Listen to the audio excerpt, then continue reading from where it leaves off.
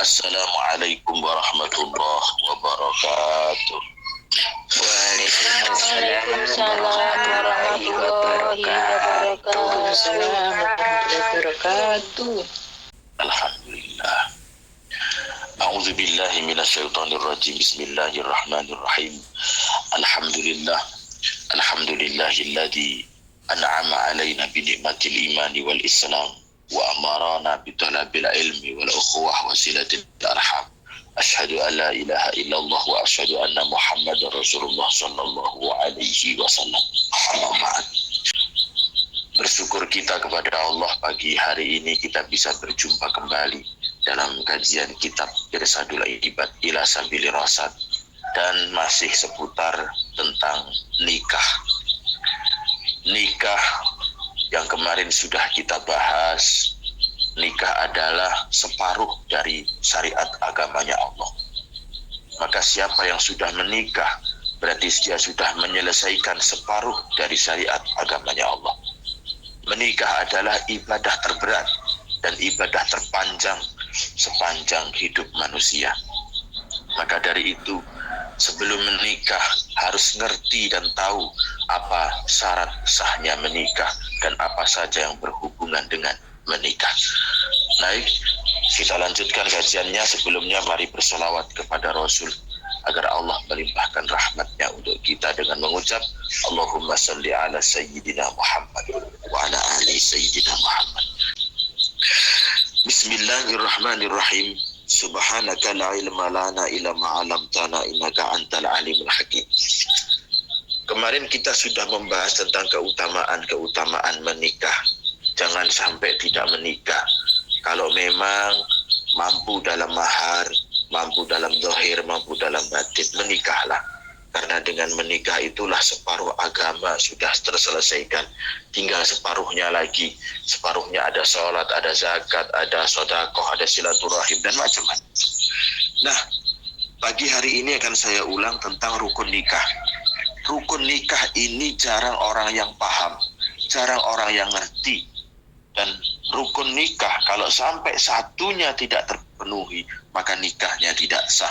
Kalau nikahnya tidak sah, maka hubungannya akan menjadi hubungan yang haram, hubungannya akan terus menjadi hubungan zina. Na'udzubillahi min dzalik. Bismillahirrahmanirrahim. Faslun fi arkanin nikah arba'at. Arkanun nikah. Arkanun nikahi utawi pira-pira rukune nikah iku arba'atun ono papat. Rukun nikah itu ada 4. Kalau rukun sholat kan ada 19, ada yang mengatakan 20. Itu rukun sholat. Harus paham mana rukun, mana bukan. Nikah juga seperti itu. Nikah itu rukunnya ada 4.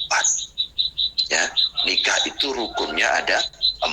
Yang pertama, al-awwalu al-ijab wal qabul. Yang pertama, nikah itu harus ada ijab qabul.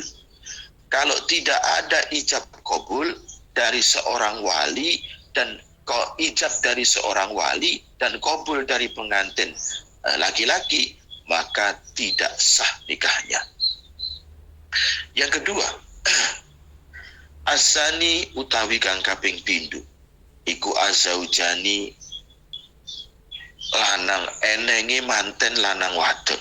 Jadi harus ada pengantin, calon pengantin pria, pengantin perempuan. Kok nikah gak enek lanang, gak enek wedok, gak sah. Berarti kudu enek lanang, kudu enek wedok. Kalau menikah laki-laki sama laki-laki tidak sah. Karena rukunnya menikah itu laki-laki dan perempuan. Laki-laki dan laki-laki tidak sah menikah. Perempuan dan perempuan juga tidak sah menikah. Rukunnya menikah yang kedua adalah az-zaujani, adanya mempelai laki-laki dan perempuan. Fayustarotu mongko den syaratake fil mar'ati ing dalam pengantin wedok apa khuluha sepine mar'ah min nikahin saking akad nikah wa iddatin lan iddah. Syarat pengantin wanita itu ada 2. Yang pertama, tidak dalam keadaan menikah. Maksudnya apa? Masih ada tali pernikahan. Jadi kalau ada wanita menikah belum sah bercerai, sudah pernah menikah belum sah bercerai, sudah menikah lagi, maka nikahnya tidak sah. Mau dinikahkan kiai, mau dinakihkan habib sekalipun, tetap tidak sah dan hubungannya haram. Syarat pengantin wanita yang kedua, tidak dalam keadaan iddah setelah sholat, setelah tolak, atau tidak dalam keadaan iddah setelah ditinggal mati suaminya. Jadi harus setelah selesai dari masa iddah. Umpamanya ada seorang wanita ditalak oleh suaminya, ditalak. Sah jatuh talak tanggal 1, maka harus menunggu selesai waktu iddah. Harus menunggu selesai waktu iddah. Jadi ya 4-5 bulan kemudian baru boleh menikah lagi. Atau ditinggal mati suaminya juga harus selesai menunggu iddah. Iddah ditinggal mati itu 4 bulan 10 hari baru boleh menikah. Kalau ditalak dalam keadaan hamil, maka masa iddahnya harus selesai melahirkan dulu baru boleh menikah. Itu syaratnya pengantin wanita. Rukun nikah yang ketiga, asalisu utawi kang kaping 3 iku al wali, eneke wali bagi pengantin wanita. Calon pengantin wanita harus ada wali yang mengijabi atau wali yang mewakilkan kepada si pengijab. Siapa wali? Wahua utawi wali iku abun, bapak kandung. Wali itu yang pertama adalah ayah kandung. Kalau ayah kandungnya sudah meninggal atau masih hidup tapi tidak diketahui keberadaannya, mungkin pergi ke luar negeri, udah 20 tahun tidak pulang, tidak diketahui kabarnya, mau mati atau masih hidup tidak tahu.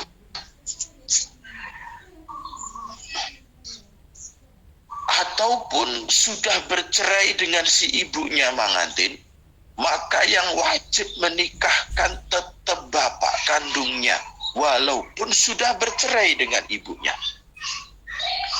Umpamanya si Ahmad sama si Susi menikah, punya anak namanya si Fitri. Si Fitri ini menikah, walaupun si Ahmad sama si Suci sudah bercerai, maka yang wajib menikahkan tetap si Ahmad, karena Ahmad adalah ayah dari si Fitri. Hubungan ayah dan hubungan ibu tidak akan terpisah karena bercerai, tapi hubungan suami istri bisa terpisah karena bercerai. Wali yang kedua, ketika seorang ayah tidak ada, sudah meninggal, atau tidak bisa diketahui keberadaannya, sudah dicari-cari nggak tahu, sudah hilang 30 tahun yang lalu, tidak ada kabar, entah kemana nggak tahu, maka wali berpindah kepada kakek, ayah dari ayah, ayahnya ayah, bapaknya bapak. Siapa itu? Kakek. Maka berpindah kepada kakek kalau kakeknya masih ada, kalau kakeknya masih hidup, kalau kakeknya bisa diketahui keberadaannya. Jika ayah kandung sudah meninggal, kakek, ayah dari ayah kandung atau kakek dari ayah kandung sudah meninggal, maka wali berpindah kepada saudara laki-laki seayah seibu. Saudara laki-laki seayah seibu, dulur lanang. berpindah wali kepada dulur lanang seayah seibu. Entah itu kakaknya, entah itu adiknya. Umpamanya, si Ani punya kakak namanya Tony. Ayahnya sudah meninggal dunia. Kakeknya juga sudah meninggal dunia. Maka yang menjadi wali nikahnya adalah kakaknya. Contoh yang kedua, si Ani punya adik namanya Tony. Tony ini adiknya si Ani. Ani mau menikah, tapi bapaknya sudah meninggal, kakeknya sudah meninggal.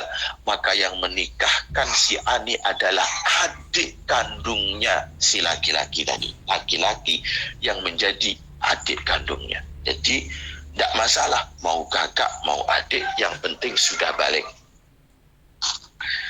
Jadi itu perpindahan wali. Ketika ayah masih hidup atau kakek masih hidup, pindah wali kepada saudara kandung, maka tidak sah pernikahannya. Nah, kalau saudara kandung seayah seibu tidak ada, kok punya saudara kandung seayah, maka yang menikahkan kemudian adalah saudara laki-laki seayah. Bapak sudah mati, mbah sudah mati, saudara kandung laki-laki tidak punya, saudara kandung laki-laki seayah tidak punya, maka pindahlah wali itu kepada saudara laki-laki ayah, yaitu siapa? Paman, Pak Le, Pak D, bapak gede, bapak cilik, Pak Le, Pak D. Walinya pindah kepada Pak Le, pindah kepada Pak D, saudara laki-lakinya ayah. Itu urut-urutannya seperti itu. Jadi tidak boleh kalau ayah masih hidup terus yang menjadi wali Pak Le-nya, tidak boleh. Tidak boleh. Kecuali diwakilkan. Kalau diwakilkan, boleh-boleh saja. Siapapun boleh mewakili menjadi wali. Asal ada ijab qabul wakil. Ada ijab qabul wakil. Seperti itu. Seorang yang menikah tidak ada wali, maka nikahnya tidak sah. Mau yang menikahkan kiai atau wali atau habib atau siapapun, bahkan presiden sekalipun yang menikahkan, kalau dia masih punya wali, maka tidak sah nikahnya. Kalau tidak sah nikahnya, berarti hubungannya haram. Wa qala lan ngendika sapa Rasulullah sallallahu alaihi wasallam, ayyum mamra'atin utawi endi-endine wong wadon nakahat kang nikah sapa imra'ah bi ghairi idni waliha kelawan tanpa izine waline mar'ah, fanikahuha mongko utawi nikahi mar'ah iku batilun batal. Fanikahuha batilun sampai 3 kali. Rasulullah Shallallahu Alaihi Wasallam bersabda, seorang wanita yang menikah tanpa izin dari walinya, tidak sepengetahuan walinya, tidak diijab qabuli walinya atau wakil dari walinya, maka nikahnya batal, nikahnya batal, nikahnya batal. 3 kali Rasulullah. Kenapa Rasulullah sampai mengucap 3 kali? Karena nanti di akhir zaman banyak seorang wanita yang menikah tanpa sepengetahuan wali. Dia hanya membeli wali tanpa sepengetahuan wali. Membeli wali suruh nikahin, membeli kiai suruh nikahin. Yang jadi pertanyaan, si kiai juga mau-maunya saja. Dasar kiai gak tahu aturan. Ngaku jadi kiai, malu-maluin kiai saja. Nikahin orang berarti menghalalkan hubungan haramnya seseorang. Maka hubungannya haram, nikahnya haram, maharnya haram, upahnya haram, semua menjadi haram terus-menerus sampai ila yaumil qiyamah. Wa qala Nabi sallallahu alaihi wasallam, la tuzawwiju ojo rabi sapa almar'atu wong wadon almar'ata ing oleh wong wadon. Tidak sah hukumnya wanita menikahi wanita. Wala mar'ata nafsaha, dan tidak sah seorang wanita menikahkan dirinya sendiri. Enek wong wedok kok ngabekne awake dhewe iku gak enek. Harus ada wali atau wakil dari wali yang sudah ijab kabul dengan wali. Fa inna zaniyata, karena temen setuhune wong wadon sing zina, wa ya zaniyah iku tazawwaju ngrabekne sapa zaniyah nafsaha ing awak dhewe ne zaniyah. Sing diarani wong wadon sing zina iku wong sing ngrabekne awake dhewe tanpa adanya wali. Berarti hukumnya sama dengan berzina. Na'udzubillah min dzalik. Dan ini banyak terlaku. Makanya Rasulullah sampai bersabda 3 kali, fanikahuha batilun, fanikahuha batilun, fanikahuha batilun. Nikahnya batal, batal, batal. Kalau batal berarti tidak sah, hubungannya sama dengan kumpul kebo. Na'udzubillah. Rukun nikah yang keempat, warabi'u utawi kang kaping 4, iku asyahidani ono seksi wong lanang loro. Fayustaratu mongko den syaratake apa kaunu huma antara anane seksi loro iku rajulaini wong lanang loro, khurraini kang merdeka, adilaini kang adil karone, basiraini kang bisa ningali, sami'aini kang bisa midanget, ya'rifani kang kenal karone, lisana muta'akidaini ing bahasane wong ang akad karone, ghairu muta'ayyin ora tertentu liwilayati dadi wali. Yang kedua, nikah itu bisa menjadi sah kalau ada 2 orang saksi laki-laki yang merdeka, yang adil, yang bisa melihat, yang bisa mendengar, yang kenal dengan 2 calon mempelai. Jadi tidak sah 2 orang saksi ini kalau perempuan tidak sah. Saksinya laki-laki, orangnya adil, bisa melihat tapi tidak bisa mendengar, tidak sah. Bisa melihat, bisa mendengar, adil, 2 laki-laki, tapi saksi ini tidak kenal dengan 2 calon mempelai, atau tidak kenal dengan calon mempelai pria, tidak kenal dengan calon mempelai wanita, maka tidak sah pernikahannya. Jangan-jangan saksinya cuma saksi membeli di jalan. Nah, untuk melegalkan pernikahan, akhirnya saksinya syukur tuku ning dalan, gak kenal jenenge sopo, mantene gak ro, mantene jenenge sopo, anake sopo, omahe ngendi gak ro. Maka pernikahan yang seperti ini tidak sah. Kalau tidak sah, mau menikah 1000 kali pun hukumnya tetap seperti kumpul kebo atau zina.